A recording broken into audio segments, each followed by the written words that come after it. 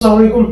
अच्छा, आज की वीडियो में बात करने वाले हैं कि आप कैसे अपने विजिट वीज़े को वर्क वीज़े में या फिर स्टडी वीज़े के अंदर कन्वर्ट कर सकते हैं। और ये मैं बात कर रहा हूँ किसी भी कंट्री के लिए, स्पेशली न्यूजीलैंड के लिए।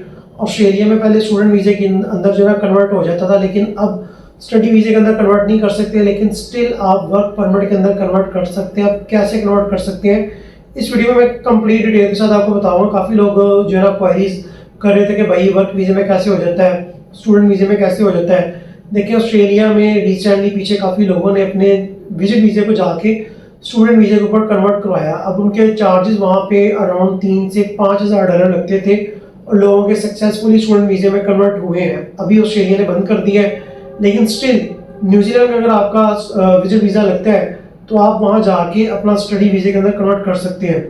अब हम पहले बात कर लेते हैं कि न्यूजीलैंड के अंदर जाके आप कैसे जो है ना उसको स्टूडेंट वीज़े के अंदर कन्वर्ट कर सकते हैं। देखिए, आपका विजिट वीज़ा लग जाता है, आप जाके वहाँ यूनिवर्सिटीज़ में अप्लाई करते हो। आपके पास ज़ाहिर सी बात है एजुकेशन मिनिमम इंटर या मैट्रिक होना चाहिए।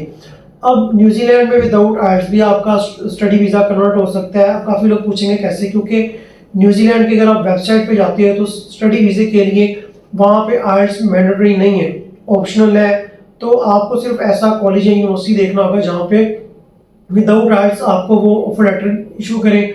ऑफर लेटर इशू करने के बाद देन आप अपना वीज़ा वहाँ पे रहते हुए ही स्टूडेंट वीज़ा डालोगे, और आपका अगर वीज़ा ग्रांट होता है तो सक्सेसफुली आपका वीज़ा विजिटर वीज़े टू स्टूडेंट वीज़े के अंदर कन्वर्ट हो जाता है। इन केस अगर आपका रिफ्यूज़ भी हो जाता है तो देन आप एटी में डाल सकते हो। आप वहाँ पे केस कर सकते हो जुडिशरी कि आपने मेरा केस वीज़ा क्यों कैंसिल किया, और वहाँ पे रहते हुए आपके अगर डॉक्यूमेंट्स पूरे हैं, आपके फंड्स जेन्युइन है, तो आपको स्टूडेंट वीज़ा लेने से कोई रोक नहीं सकता।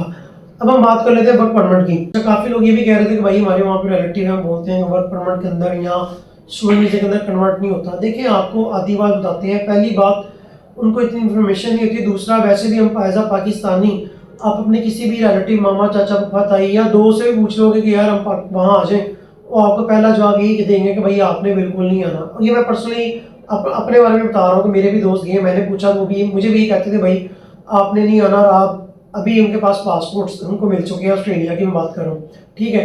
तो ये वैसे ही हमें जल्दी पूछती पाकिस्तानियों को ना कुछ आदत भी है कि अगर आप वहाँ पे बैठ गए तो आपके किसी भी फैमिली मेम्बर कोई आपको कॉल करता है, पूछता है कि यार हम इधर आ जाएं, तो आपको बोलेंगे नहीं यार यहाँ नहीं आ सकते। अगर आप उनको बोले यार आप मुझे स्पॉन्सर कर दो, तो वो कभी भी नहीं करेंगे आपको, ठीक हो गया। अब वर्क परमिट में कैसे करते हैं, देखिए ऑस्ट्रेलिया के अंदर अगर आप विजिटर वीज़ा के ऊपर हो, स्टिल आप उसको वर्क परमिट के अंदर कन्वर्ट कर सकते हो।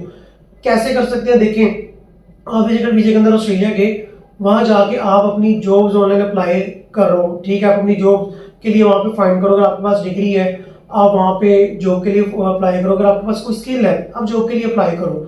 आप जब जॉब के लिए अप्लाई करते हो, कहीं से भी आपको अप्रूवल आती है, देन वो आपसे पूछते हैं कि आप अपने डॉक्यूमेंट्स दें। देन आप उनको कह सकते हो कि भाई मेरे पास डॉक्यूमेंट्स नहीं है। मैं ये पर्सनल आपको अपनी तरफ से ओपिनियन नहीं दे रहा है, इस तरह लोगों ने किया है, जिन काफ़ी लोगों ने इस तरह कन्वर्ट करवाया है, मैं प्रैक्टिकल आपको बता रहा हूँ। तो वो तब उन्होंने कहा कि भाई हमारे पास वर्किंग राइट्स नहीं है, हम यहाँ पे विजिटर वीज़े के ऊपर है। हाँ, लेकिन अगर आप हमें स्पॉन्सर करते हैं तो हम अपने स्टेटस को चेंज करवा के आपके पास जॉब कर सकते हैं। अब आप बोलोगे भाई कोई आपको स्पॉन्सर क्यों करेगा, देखो स्पॉन्सर इसलिए करेगा, फॉर सपोज अगर वहाँ पे एक बंदा आईटी एक्सपर्ट हायर करता है तो वहाँ पे एनुअल जो उसकी सैलरी बनेगी 1,20,000 डॉलर उसका पैकेज होगा। अब वो आपको क्यों स्पॉन्सर करेगा, आप उसको ये कहते हो कि यार आप यहाँ के ऑस्ट्रेलियन सिटीजन को 1,20,000 डॉलर दोगे पर एनम 1 साल का, मैं आपसे 90,000 ले लूँगा, मैं 90,000 लूँगा, आप मुझे स्पॉन्सर करें, और स्पॉन्सर करने में जितने अखराजात आएंगे वो सारे मैं खुद बियर करूँगा, ठीक है। अब वो आप बियर करोगे, अगला बंदा भी इसी तरह एग्री हो जाता है, इस तरह लोगों ने किया है, वो भी एग्री हो गए। आप जितना भी वहाँ से क्लाइंट हायर करते हो या कंसल्टेंट हायर करते हो, एक्सपेंडिचर जितने भी आप करते हो, और टाइम लगता है वर्क वीज़े के लिए, आपको देन वहाँ से लीव करना पड़ेगा, वापस आप आओगे, ठीक है। अगर आपका वीज़ा 1 साल का है तो आप फिर भी वहीं रहते हुए भी वीज़ा चेंज कर सकते हो, या फिर वो आपको कह सकते हैं आप वहाँ से लीव करें, देन हम आपका वीज़ा कन्वर्ट करवा सकते हैं। तो ये प्रोसेस है अब वर्क वीज़े के लिए, और ये process Australia, New Zealand, Canada, US, दुनिया में कहीं भी आप जाते हो, ये सारे कंट्रीज़ में इसी तरह प्रोसेस है। प्रैक्टिकली काफ़ी लोगों ने इस तरह किया भी है, क्योंकि अगर वहाँ का बंदा, आप उसको ये लालच देते हो कि भाई मैं आपसे कम सैलरी लूँगा, और वो देखता है कि मैंने यहाँ पे एक बंदे को 30,000 ज़्यादा देना है और ये बंदा मुझसे कम ले रहा है, तो वो ये बेनिफिट देखते हुए आपको स्पॉन्सर कर देगा। बाकी एक्सपेंडिचर जितने भी आपने खुद बियर करने हैं वो नहीं करेगा। तो इस तरह वर्क वीजे में कन्वर्ट कर सकते हो। ऑस्ट्रेलिया के अंदर स्टूडेंट वीजे में कन्वर्ट नहीं हो सकता, यूएसए में भी स्टूडेंट वीजे के अंदर कन्वर्ट कर सकते हो, और न्यूजीलैंड के अंदर रहते हुए भी विदाउट आइल्स भी आप कन्वर्ट कर सकते हो। ठीक है, अगर आपके मामा चाचे को पता ही आपको फिर भी कहते हैं तो भाई इमिग्रेशन का नंबर वेबसाइट के ऊपर आ रहा होता है, न्यूजीलैंड का भी ऊपर आ रहा है। इसके अलावा आप किसी भी कंट्री का वीज़ा अगर अप्लाई करते हो तो उनका इमिग्रेशन का नंबर लिखा आता है, भाई आप उनको ईमेल करो, आप उनको कॉन्टैक्ट नंबर पे कॉल करके पूछ लो। ठीक है, क्योंकि आपके जितने मामा चाचा फूफा ताई या आपके दोस्त वगैरह हैं, वो आपको तो ये छोड़े बात के विजिटर वीजे के पर आप कन्वर्ट करने की, वो तो ये भी नहीं चाहेंगे कि भाई आप वहाँ पे आओ और आपका विजिट वीज़ा भी लगे। अगर आप नहीं एग्री करते तो भैया किसी भी अपने फैमिली मेम्बर को पूछ के देख लो, कोई जो वहाँ पे रह रहे हैं, कोई भी रिलेटिव आपका रहता है, तो आप बोलोगे ना मैं आ रहा हूँ, मैं आना चाहता हूँ, तो आपको पहला यही कहेगा भाई ना ना आना, यहाँ पे हम भी मर रहे हैं। और दूसरा सवाल मेरे कहने का आप उनसे ये कहना कि अगर इतने हालात ख़राब है भाई आप पाकिस्तान वापस क्यों नहीं आते, तो वो कभी नहीं आएंगे। ठीक है, और वो आप ये भी नहीं चाहते कि आप भी वहाँ पे आए। तो होप सो आपको इन्फॉर्मेशन अच्छी लगी होगी, क्योंकि काफ़ी लोग बार बार वही क्वेश्चन करते हैं, तो मैंने कहा वीडियो बना के आपको प्रॉपर बता देता हूँ। ठीक है, अगर आपने तसल्ली करनी है तो भाई इमिग्रेशन का नंबर वहाँ पे मेंशन होता है वेबसाइट पे, कहेंगे तो मैं नीचे मेंशन कर दूंगा वीडियो के अंदर।